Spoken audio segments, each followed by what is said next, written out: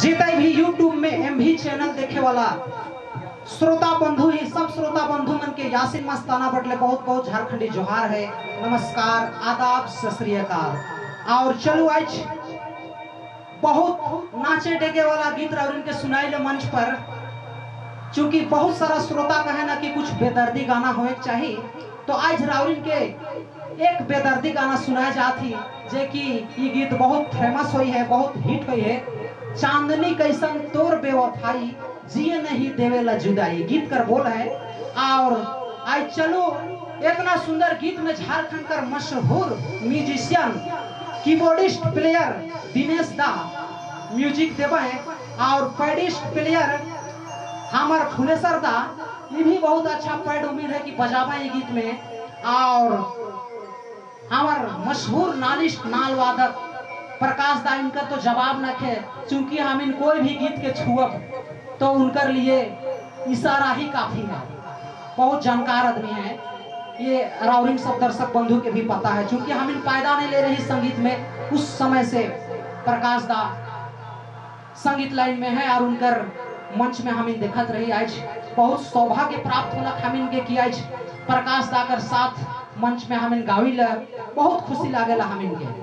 तो चलो राउरिन के बेदर्दी सुनाती। गोरी नदिया किनारे तोय आरे, गोरी नदिया किनारे।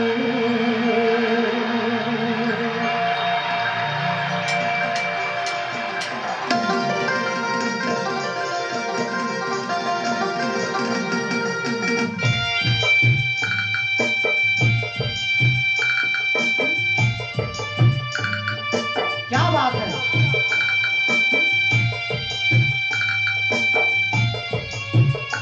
ओहो क्या बात है।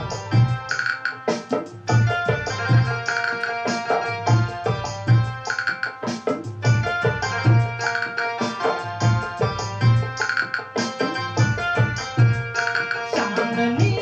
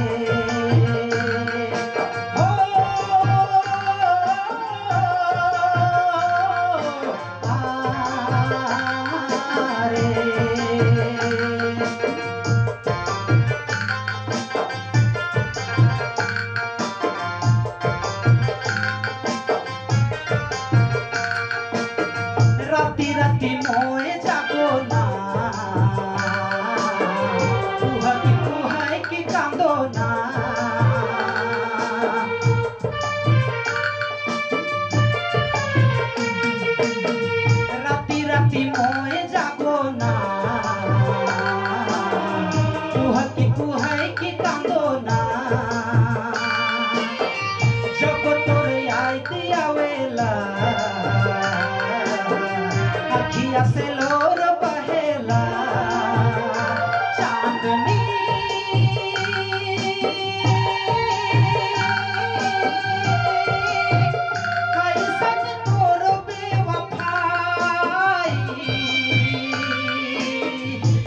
नहीं देवेला जुदा।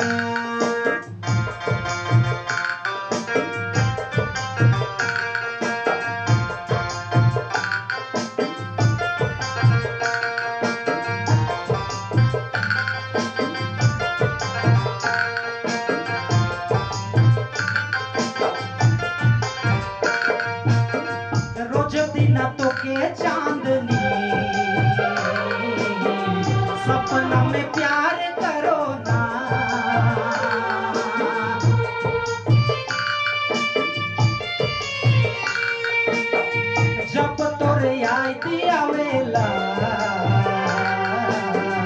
अखिया से लोर बहेला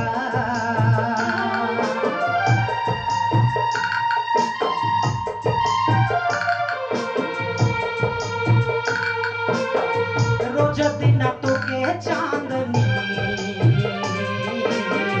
सपना में प्यार करो ना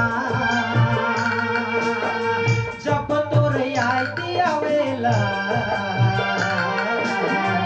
अखिया से लोर